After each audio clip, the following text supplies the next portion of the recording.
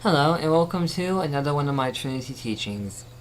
This one is on, basic principles, um, laws, guidelines, things that just general you should know. Um, these are just things that, how do I say this? I wouldn't say came up with. I came up with that, or some of the most important things to know, I should say. Granted, there are probably more that I'm not probably going to mention. Also, there are probably going to be more along the way that I will mention. So why don't I just jump right into it?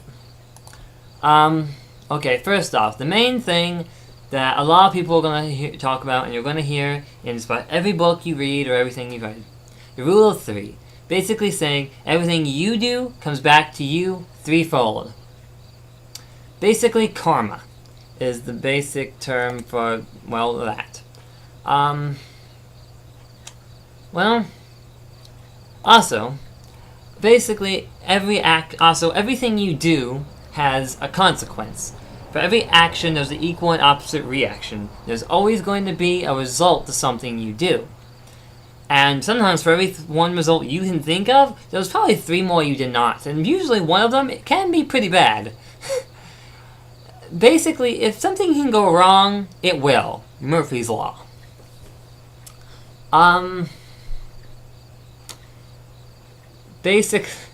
know that's kind of a sucky thing to say, but it's not saying that everything's gonna go wrong that you do. It's saying that there are possibilities that sometimes you may not even know are there.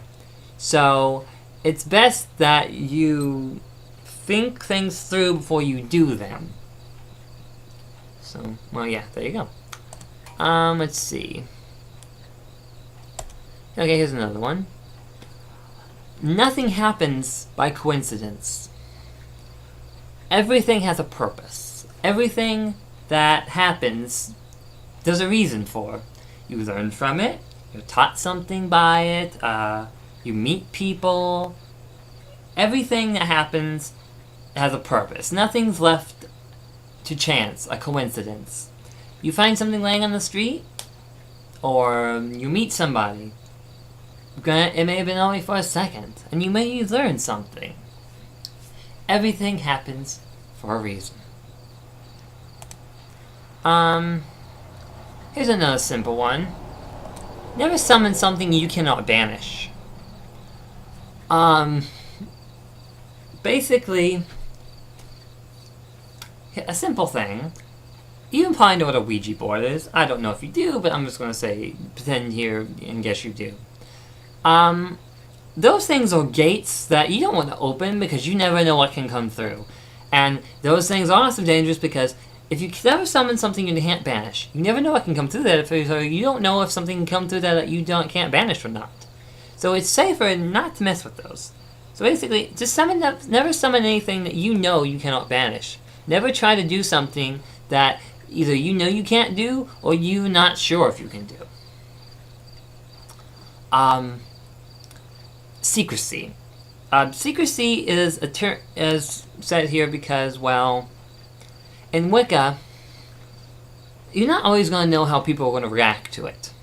Some people you may know, some people you don't know how they're going to react. So it's best to keep things secret unless you either know someone's reaction or you really want them to know and you don't care on the reaction. Granted, we don't have to really fear the burning times again. I hope not anyway, but I think man has evolved past that point. Unless you've ever read the novel of witch and wizard novels. In that case, then again, I don't think man's going to ever evolve back to that point. But then again, also in that point, people are shooting fire out their faces and hands. So, anyway, to keep secret is a basic term. But then again, here's something I'm going to tell you now. Not all laws are relevant. Why? Because, think about it. A lot of these were made in olden times. Wicca, however, has kind of evolved over the years. And things that just are no longer relevant or possible have kind of faded away. Some things are still around that are timeless, but some, yeah. Okay, the law of knowledge and the law of self-knowledge. These two go hand in hand, kinda. The law of knowledge is basically the more you know, the more power you have. This also fits in with the law of names. The more you know on something, the more you have the ability to control it. Say you have a car, and it breaks down. Well, you're not a mechanic and know nothing about cars, so you can't control the situation. You would have known more about it, maybe you would have been able to stop the problem before it ever happened. Or, if you would have known at least something, you would have known something to look for. Therefore, you have no control, no power over it. But say you have more knowledge about cars, and you have knowledge of its parts and names, then you have complete control over it. To control what's going to happen, and, well, then you can have stopped it from happening in the first place, possibly. The law of knowledge is simple enough, basically saying, the more you know, the more power you have. The law of self-knowledge. Self-knowledge basically saying, know oneself. Know your limitations. Know what you can and can't do. That fits back into the never summon what you cannot banish. Basically, know what you can and cannot do, because, well, if you can't do something, why try? Basically, it's picking your own fights. Picking your own battles. I'm not saying go fight, but you know what I mean. If you know something's a lost cause, don't fight it. But, in some cases, standing for what you believe in is a good thing. Sometimes you know you can't win, and you do it anyway. That's understandable. But there's some things that's fighting, like trying to stop a missile with a spoon. See, now that is a pointless fight. It's a good example, a weird one, but a good example. Basically saying, it's best to know what you're up against. And as I said, knowledge is power, therefore, know what you can and cannot do, know what you can and cannot face. The law of infinite possibility. Basically making it so everything's possible, some more likely than others, but anything can happen somewhere, somehow. It's just a simple one. If it isn't broken, don't fix it. Basically saying, if something works for you, but it doesn't work for someone else, that's fine. It works for you, it doesn't have to work for them. Or if someone else does not see something the way you do, don't try and change their point of view. Let them see it the way they want to see it. It's like Wicca. See, if somebody else is not Wiccan, don't go up to them and try to be like a recruiter and say, you should be Wiccan, I think you'd be good at it. Unless they show interest and actually probably ask, then it's okay to say something. Otherwise, it's best not to boast. Let's see. Law of unity basically states that we are all one. We are all part of the same basic thing.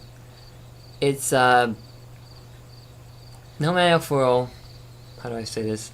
Animal, mineral, plant, or person, or human. We are all part of the same living organism, the Earth, Mother Nature, the goddess. We were all her children, regardless if we're black, white, gay, straight, man, woman, I'm clapping, plant, animal, you name it.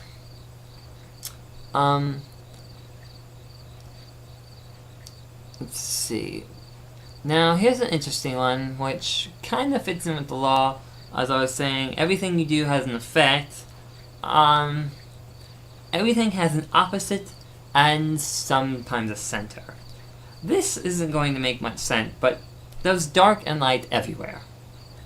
And they are the two opposing main forces. Everything has an opposite. And in a lot of cases, some things have a center. Some things do lack a center, but it's usually what happens when you combine the two and together.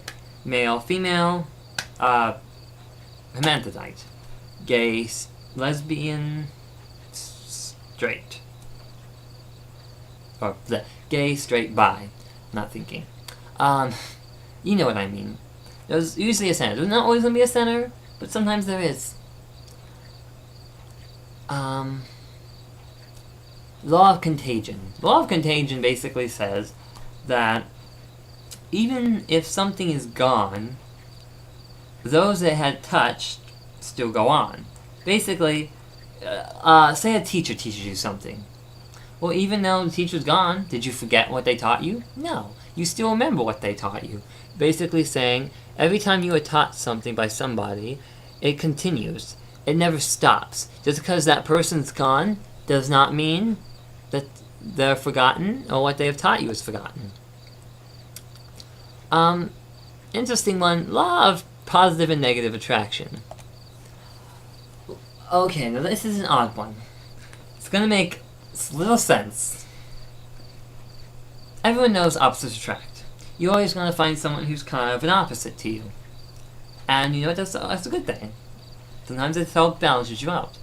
You're also going to attract people who are like you. And you know what, sometimes that's a good thing. Now, it's odd that likes attract likes and likes attract unlikes. It's weird. I have got two friends that were in my cousin and my friend Eric. Friend Eric is like me in a lot of different ways. We are the bestest of friends. My cousin is unlike me in a lot of ways, also like me a bit, but unlike me a lot. And we're still friends. It's a weird system, but it works. Now, the law of words. Words have power, which is one reason spells are a request of a lot of words. Rhyming, the more power. But anyway, words can hurt sometimes more than physical actions. In fights, a lot of people try to end it with saying something hurtful or mean, because it can hurt more than a physical attack. So, basically learn everything you say has meaning. Try not to say things you don't mean, because they could always come back and bite you in the ass. And now, the last thing I'm going to say, that I have right now, seeing is never always believing. It's not always believing. Just because you can't see something doesn't mean it's not there. Senses are, well, you've heard of the fifth sense, or sixth sense. I mean, the sixth sense where you just feel things. Not sure why you feel them, but you do. And, well, sometimes some people aren't as sensitive as others. Some are. It's a weird system, but one thing I can say is keep an open mind. Possibilities are endless. Everything's possible, as I said. And with that, I end this video, and say thank you for watching another Trinity Teachings. Until next time, goodbye.